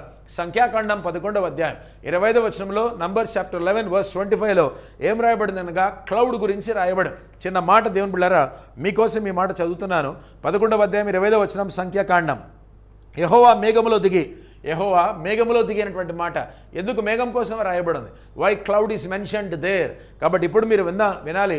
Cloud is a symbol of perpetual presence అనగా ఆ టైంలో నిత్యం ఉండే దేవుని సన్నిధికి సూచన ఏంటి అని అంటే క్లౌడ్ అనగా మేఘం. మేఘం ఉందంటే దేవుని యొక్క పర్పెచువల్ ప్రెజెన్స్ అనగా నిత్యము దేవుడి సన్నిధి ఉంది అని అర్థం. ఏది ఉంటే? మేఘం ఉంటే. లేదు అంటే అర్థం ఏంటి? అక్కడ దేవుడి సన్నిధి లేని అర్థం. తర్వాత క్లౌడ్ అనగా దేవుని బిళ్ళారా, ఈ మేఘం రెండింటికి సాదృశ్యం. దయచేసి మేఘం యొక్క పరిచర్య మీరు అర్థం చేసుకోవాలని కోరుతున్నాను. ఇటువైపు చూడండి. క్లౌడ్ ఎలా చేసింది పరిచర్య అంటే, నంబర్ 1, అబౌవ్ ద టెబర్నేకల్, ప్రత్యక్ష గుడారం మీద నిల్చుంటుంది ఈ మేఘం. బాగా అర్థం చేసుకోవాలి. దీని పొజిషన్ ఏంటంటే, ఫస్ట్ ప్రత్యక్ష గుడారం మీద నిల్చుంటుంది ఈ మేఘం. రెండవదిగా మేఘం ఏం పరిచర్య చేస్తుందంటే, came down and fill the tabernacle, ప్రత్యక్ష గుడారం మీద నిల్చున్నటువంటి మేఘం, నిల్చున్న మేఘం. రెండవదిగా దాని పరిచర్య ఏంటంటే, కిందికి దిగొచ్చి దేవుని బిడ్డలారా came down and fill the tabernacle, ప్రత్యక్ష గుడారాన్నే నింపేయటం. అదనమాట. పైన వచ్చింది అని అంటే, ఆగిందంటే అక్కడ వాళ్ళందరూ ఆగారు అని అర్థం. లోపలికి వచ్చిందంటే మాత్రం దేవుడు మాట్లాడడానికి వచ్చాడు కాబట్టి అది లోపలికి వచ్చి ప్రత్యక్ష గుడారాన్ని అంతా కూడా మేఘమే నింపేస్తూనే ఉంది. అది దాని యొక్క ఉద్దేశం. ఈవెన్ మేఘాలు నిర్జీవాలు, అవి కేవలం దేవుని ద్వారా సృజించబడినవే, అవి కూడా దేవుని యొక్క పరిచర్య చేశాయి. జంతువులు ఆత్మలు ఉండవు, మాట ఉండదు, దేవుని పోలిక స్వరూపం జంతువులకు ఉండదు, అవి కూడా దేవుని యొక్క చిత్తాన్ని జరిగించాయి. మత్స్యములు, చేపలు, తిమింగలాలు, వాటికి దేవుని పోలిక స్వరూపం ఉండదు, ఆత్మ కూడా ఉండదు, అవి కూడా దేవుని యొక్క చిత్తాన్ని జరిగించాయి. వన్యమృగాలు యేసయ్య ప్రార్థిస్తుండగా మార్కు సువార్త 1వ అధ్యాయంలో 40 దినాలు ఉపవాసం చేస్తుండగా వన్యమృగాలు అన్నీ కూడా ఆయన చుట్టూ ఉన్నాయి. అని ఏవి కూడా యేసుప్రభు మీద దాడి చేయలేదు, ఎందుకంటే సృష్టికర్త ఎవరో వాటికి బాగా తెలుసు. అందుకనే అవి ఏమాత్రం కూడా యేసయ్య జోలికి వెళ్ళలేదు. దానియేలు ఎవరో సింహాలకు బాగా తెలుసు, అందుకని సింహాలు దానియేలును ఏ హాని కూడా చేయలేదు. అగ్నికి తెలుసు షద్రక్ మెషక్ అబేద్నెగోలు ఎవరో, అగ్ని ఏ హాని కూడా షద్రక్ మెషక్ అబేద్నెగోలను చేయలేకపోయింది. ఎర్ర సముద్రంలో ఉన్నటువంటి నీళ్లకు తెలుసు ఇశ్రాయేల్ ఎవరో, ఐగుప్తీయులు ఎవరో, అందుకని ఇశ్రాయేల్ నడిచినప్పుడంతా కూడా ఎర్ర సముద్రం పాయలైపోయి గడ్డగట్టి గోడలాగా నిల్చుంది. ఇశ్రాయేల్ దాటిపోయిన తర్వాత ఆరిన నేల మీద వెళ్ళిపోయిన తర్వాత ఐగుప్తులు వచ్చేసరికి గడ్డగట్టినటువంటి గోడగట్టిన నీళ్లు మళ్ళీ ద్రవముగా మారిపోయి వచ్చి ఐగుప్తులను ముంచేశాయి. నీళ్లకు తెలుసు దేవుని సేవకులు ఎవరో, దేవుడు ఎవరో. జంతువులకు తెలుసు, పురుగులకు తెలుసు, చెట్లకు తెలుసు, మత్స్యములకు తెలుసు, జలచరాశులకు తెలుసు, వీటన్నిటికీ తెలుసు. నీకు నాకు సరిగా తెలియదా మరి దేవుడు అంటే, దేవుని సేవకులు అంటే? పరిశుద్ధాత్మ అవగాహన నిజంగా ఈ కాలంలో ఎంతమంది వీళ్ళందరికీ కూడా ఉందని ఆలోచించుకోండి ఒకసారి. అవుట్ ఆఫ్ 70 మంది పెద్దలు ఇక్కడ ఉంటుండగా 68 prophesied ఇన్ ద టెంట్. బాగా మీరు అర్థం చేసుకోవాలి వాక్యం. 70 మంది ప్రవక్తలను దేవుడు, లేదా 70 మంది ప్రవక్తలు ప్రవచించినట్టు కూడా ఉంది.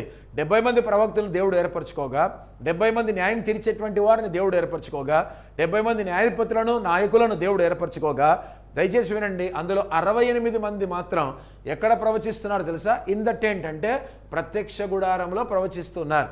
What about those 2? మిగతా 2 ఎక్కడ ప్రవచిస్తున్నారంటే పాళెంలో వాళ్ళు ప్రవచిస్తున్నారు, అంటే ఇన్ ద క్యాంప్. 2 మాత్రం పాళెంలో ప్రవచిస్తున్నారు. 68 మంది మాత్రం 70 మందిలో ఎక్కడ దేవుని బిడ్డలారా? ప్రత్యక్ష గుడారంలో వాళ్ళందరూ కూడా ప్రవచిస్తున్నారు. But 2 prophesied in the camp, అనగా పాళెంలో 2 ప్రవచిస్తూనే ఉన్నారు. ఎవరు వాళ్ళు? ఎల్దాదు, మేదాదు అనేటువంటి వాళ్ళు. ఈ ఎల్దాదు, మేదాదు అనేటువంటి వాళ్ళు 2 కూడా ఎక్కడ ప్రవచిస్తున్నారు? పాళెంలో ప్రవచిస్తున్నారు అనేది మనం విన్నాం. ఈవెన్ దో ఎల్దాద్ అండ్ మేదాద్, అనగా ఎల్దాదు, మేదాదు అనేటువంటి వాళ్ళు 2 కూడా నాట్ ఇన్ దేర్ మిడ్స్, అనగా 68 మంది మధ్యలో వాళ్ళు లేకపోయినా, ఎల్దాదు, మెదాదు అనేటువంటి వాళ్ళు 2 కూడా ప్రత్యక్ష గుడారంలో ఉండి మిగతా 68 మందితో పాటు ప్రవచించకపోయినా, జాగ్రత్తగా మీరు వినాలి దేవుని బిడ్డలారా, God is still working through them. అయినప్పటికీ కూడా వాళ్ళు ప్రత్యక్ష గుడారం అనే టెంట్లో, టెబర్నాకిల్లో వాళ్ళు లేకపోయినప్పటికీ కూడా పాళెములో వాళ్ళు క్యాంపులో ప్రవచిస్తున్నారు కదా అని దేవుడు వాళ్ళను కూడా వాడుకున్నాడు. ఇక్కడ ఒక పాయింట్ మీకు అర్థం అవ్వాలి. ఎవరి పరిచర్య వారిదే, ఎవరి పిలుపు వారిదే, ఎవరి సేవ వారిదే. దేవుడు ఎవరికిచ్చిన పరిశుద్ధాత్మ వరాలు వారివే. ఆయనకున్నట్టు నాకెందుకు లేదు, నాకున్నది ఆయనకెందుకు లేదు అని అనుకోకూడదు. ఆయనకో పరిచర్య ఇచ్చాడు, నాకో పరిచర్య ఇచ్చాడు. ఆయనకు ఒక వరం ఇచ్చాడు, నాకు వరం ఇచ్చాడు. ఆయనకు ఒక 7 వరాలు ఇచ్చాడు, నాకు 9 వరాలు ఇచ్చాడు. ఈ వరాలన్నీ కూడా దేవుడివే, ఇవ్వడం కూడా దేవుడే, చేసేది కూడా దేవుడే. మనం కేవలం ఆయన చేతిలో పనిముట్లు, సాధనాలు మాత్రమే. నాలాగా నువ్వు వాక్యం చెప్పలేవని నేనెవరిని అనకూడదు, నాలాగా నువ్వు పరిశుద్ధాత్మ వరాలు ఆపరేట్ చేయలేవేమని వాళ్ళు నన్ను అనకూడదు, లేదా నేను కూడా ఇంకొకరిని అనకూడదు. ఎవరి పిలుపు వారిదే. ఒక్కొక్కరిని దేవుడు అలాగా వాడుకుంటూనే ఉన్నాడు. 68 మంది ఏమో 70 మందిలో టెంటులో, అనగా గుడారంలో వాళ్ళు ప్రవచిస్తున్నారు. 2 మాత్రం ఎల్దాదు, మేదాదు అనేటువంటి వాళ్ళు మాత్రం పాలెంలో ప్రవచిస్తున్నారు. పాలెంలో ప్రవచిస్తున్నారు కదా అని దేవుడికి ఏమైనా అభ్యంతరమా? ముమ్మాటికి అభ్యంతరం లేదు. పాలెంలో ప్రవచిస్తున్నా దేవుడు ఊరుకున్నాడు, గుడారంలో ప్రవచిస్తున్నా దేవుడు ఊరుకునే ఉన్నాడు. యూ కంపేర్ దేవుని బిళ్ళరా మార్క్ 9:40 అర్థమవుతే చాలా సంతోషం. ప్యారలల్ రెఫరెన్సెస్ చూద్దాం. 9వ అధ్యాయం 40 వచ్చిన మార్కు సువార్త కనుక చదివితే, మనకు విరోధి కాని వాడు మన పక్షముగా నున్నవాడే, యేసుప్రభు చెప్పిన మాట, మనకు విరోధి కానివాడు మన పక్షమున ఉన్నవాడే. ప్రభు ఆడేవాడో దయ్యాలు ఎలగొడుతున్నాడు, ఆడేవాడో హీలింగ్ మినిస్ట్రీ చేస్తున్నాడు, ఆడేవాడో వాక్యం చెప్పేస్తున్నాడు, వాడేవాడో ప్రవచనాలు చెప్తున్నాడు, ప్రభు వాడేవాడు చేయడానికి అది ఎలా చేస్తాడు అని శిష్యులు చెప్తే యేసుప్రభు చెప్పేటువంటి మాట, మనకు విరోధి కానివాడు మన పక్షమున ఉన్నవాడే. అంటే వాడేమైనా నాకు వ్యతిరేకంగా చెప్తున్నాడా? సిమోను, పేతురు, ఆంద్రేయ, ఫిలిప్పు, నతనేలు, తోమా ఏమైనా మనకు వ్యతిరేకంగా చెప్తున్నాడు? కాదే. నా రాజ్యాన్ని కదా ప్రకటిస్తున్నాడు, నా సువార్తని కదా ప్రకటిస్తున్నాడు, నా వాక్యాన్ని కదా బోధిస్తున్నాడు, నా నామం ఉన్న కథ అద్భుతాలు చేస్తున్నాడు, నా నామం ఉన్న కథ స్వస్థతలు చేస్తున్నాడు, నా నామం ఉన్న కథ ప్రవచనాలు కూడా చెప్తున్నాడు. కాబట్టి మనకు విరోధి కానివాడు మన పక్షాన ఉన్నవాడే. అతడు మనలో ఉంటేనే కరెక్ట్, లేకపోతే లేదని కాదు. యేసుప్రభు అదే చెప్పాడు. నీ చర్చే కరెక్ట్ చర్చ, వేరే వాళ్ళ చర్చ కాదా? నీ సేవకుడే కరెక్ట్ సేవకుడా? వేరే సేవకులు కదా? మీ పాస్టర్ గారే టాప్ పాస్టరా? ఇక వేరే పాస్టర్లు ఎవరు లేరా? మీదే మంచి పరిచర్య, వేరే వాళ్ళది పరిచర్య కాదా? మీదే సేవ, వేరే వాళ్ళది సేవ కాదా? మీకు మాత్రమే పరిశుద్ధాత్మ వరాలా? వేరే వాళ్ళకి ప్రపంచంలో ఎక్కడ కూడా లేవా? ఉన్నాయి.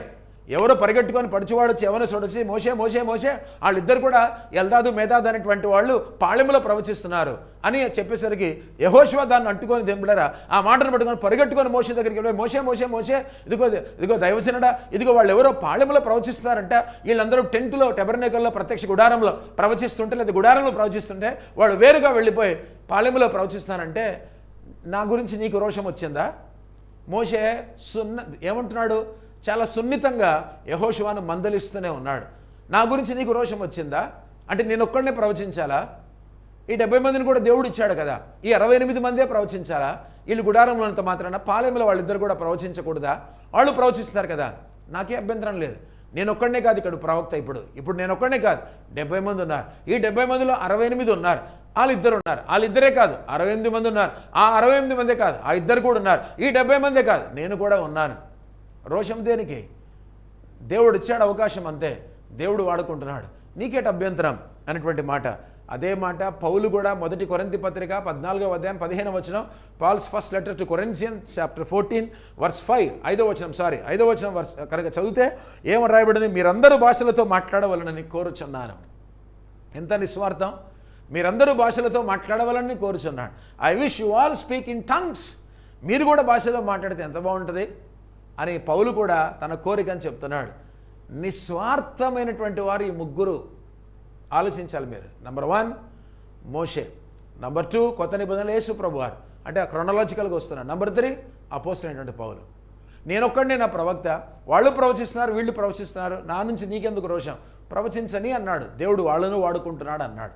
యేసు ప్రభువారు కూడా ఏమన్నాడు? మనకు విరోధి కానివాడు మన పక్షాన ఉన్నవాడే.